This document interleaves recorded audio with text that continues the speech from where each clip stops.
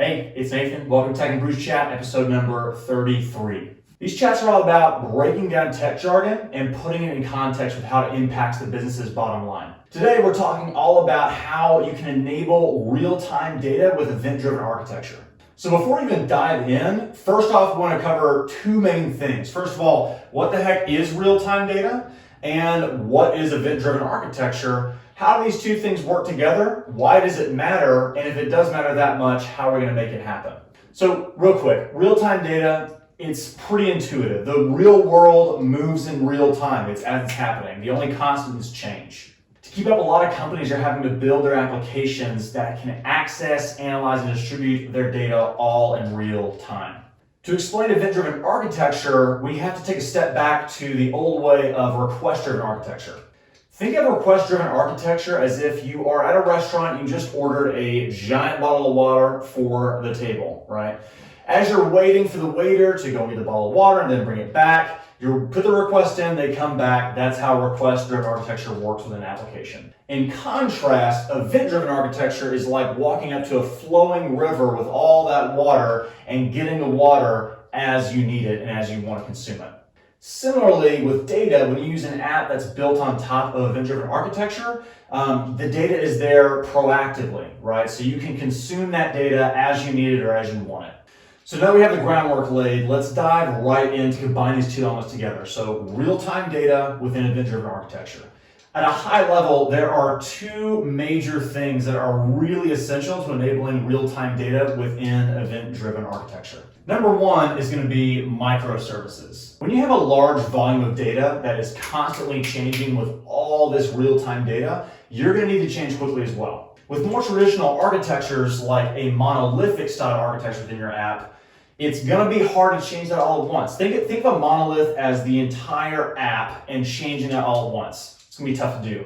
So instead, you want to break that into smaller pieces, which are microservices.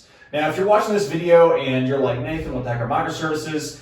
Go check out my microservices video. It actually breaks this down a lot better with an analogy from PAX using a beehive. Long story short, it's a lot easier to work with these large data volumes in the microservices than it is with a monolithic structure. The second core part to enabling the real-time data in this event-driven architecture is going to be the database. Now, with real-time data, it involves a lot of events flowing and aggregating to the databases around each microservice. And if we're assuming best practices, you should have a database for each one of your microservices. But we're not going to get into that. Just the main thing you should know is that this database acts as the catch-all for all these different types of unstructured data that are incoming from this real-time data volume. Where there's unstructured data, NoSQL, frankly, just takes the cake. Relational and or tabular databases that were built in the 70s and 80s were never really meant or designed to handle the sheer amount of data volume that comes in from all these unstructured sources. I mean, let's think about it. You have things coming in from like Internet of Things monitoring systems, like maybe a freaking oil rig off in the Gulf, or maybe it's something from your cell phone or mobile device, or maybe it's just stuff from the internet. Long story short, this is all unstructured data, and it's really hard to fit in the tabular version of a relational database. That's why the need for flexible databases like MongoDB are so important when you're managing these high volumes of data, of unstructured data with such high variety. So now we have a high level about how real-time data with event-driven architecture, what it actually is. Let's take a minute to examine how it actually works. We're going to look at a use case that compares and contrasts the new way of data, like the event-driven architecture, versus the old way of how they manage the database. Something that's probably happened to most, if not all people, is some form of identity theft, right? So fraud detection, remediation, let's look at something around that. First, we'll look at it with the old way. With the old way, let's just imagine you have the identity thief who gets a hold of your credit card and starts running up all the charges, runs up your limit. You're like, oh crap. Usually in the back end, there are nightly batch jobs being run to the database, which basically analyze what is going on with the spending and going to and fro. Based on some of the usage patterns and maybe the location patterns, the database flags it as fraudulent activity and puts down the account for shut off. So next time you try to use your credit card, you're pretty unhappy. You find out the account's been locked and you pretty much have to go call them up, and you just have to set this whole process. Takes maybe 3-4 days for the whole turnaround happens, and before the 3 days is up, you're already using a different bank's credit card. We haven't even talked about all the third parties involved. I mean, you have like maybe some angry merchants, maybe some other third parties that have to go back, analyze, maybe dispute these charges, and this whole mess happens because there's not constant communication. You have only these nightly batches. Long story short, what might end up happening is you may just decide to leave the bank entirely in a more drastic circumstance and go for a different competitor. But on the flip side, what actually does happen a lot is you have a lot of these businesses that end up having to bear the cost of these fraudulent charges. So that's the old way. Let's look at a better new way of how we can approach the situation.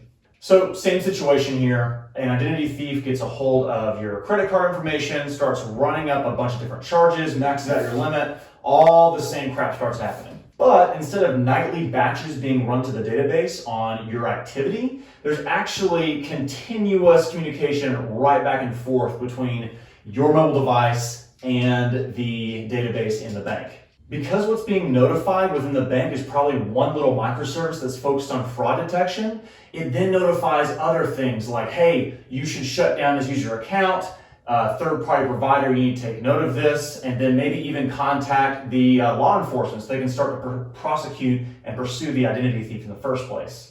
The bank can go even as far as to have a little microservice or alert or trigger that pushes out to you, the user, and even confirms, like saying, hey, did this actually happen? Is it you? What's going on? And then they can nip it in the bud as it happens. So not only does this mean that you stay happy as a customer and that you're saved money from not having to pay for fraudulent charges, but it's also protecting your relationships with the bank's partners, right, that may have churned as a result of this bad experience. I mean, let's just take this new model of the real-time data with event-driven architecture and apply it to all different kinds of situations. I mean, can you imagine like a pump in the Gulf of Mexico from an oil business or oil rig where they just do batches nightly or hourly based on the data that's happening?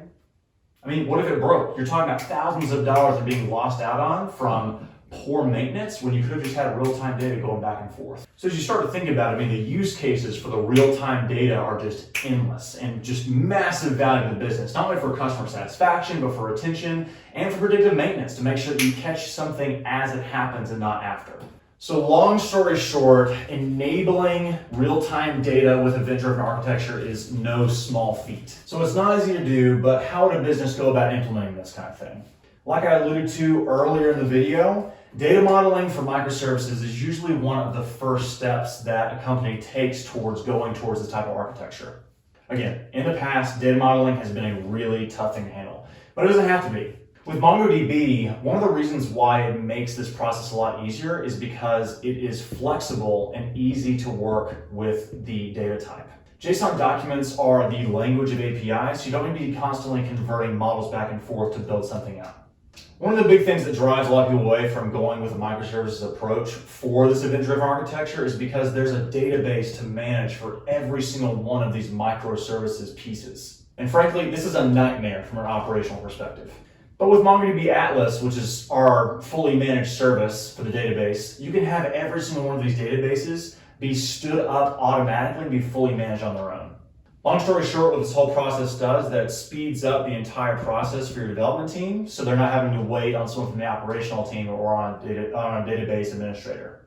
Last thing I'd say here is that MongoDB acts like a virtual Swiss Army knife for handling all these different data types. Because of this flexible document structure, you're able to query and ask questions of your data in a much more rich manner without having to rely on different kinds of database technologies. So again, this is not a complete explanation on real-time data with event-driven architecture. It's a very, very high level. If something stuck out to you in this video that you're looking to learn more about or you want to dive deeper into, feel free to message me. I actually have an article that explains a lot of things I went over in a lot more depth and has some architectural documentation to back things up if you're into more of the code structure of it. So hey, I would love to hear your thoughts in the comments about your experience with similar projects like this or different use cases. Let's get a conversation started in the comments below. Last but not least, it is time for the brew of the week. I know I say I have my favorite every time, but I just keep getting more favorites. So I have here the bottle of TX bourbon. So these guys are actually up in the DFW area from the Firestone and Robertson Distilling Company. Big fan of it. I mean, I'm a big fan of Texas whiskey anyway, but got like a weird, like not weird in a good way, but like a smoky, awesome taste, right after tasting your tongue. Yeah, highly recommend this. Once again, if this was helpful or you liked the video, give it a like, give it a comment, share it out. Would love to hear more from you. In the meantime, guys, cheers.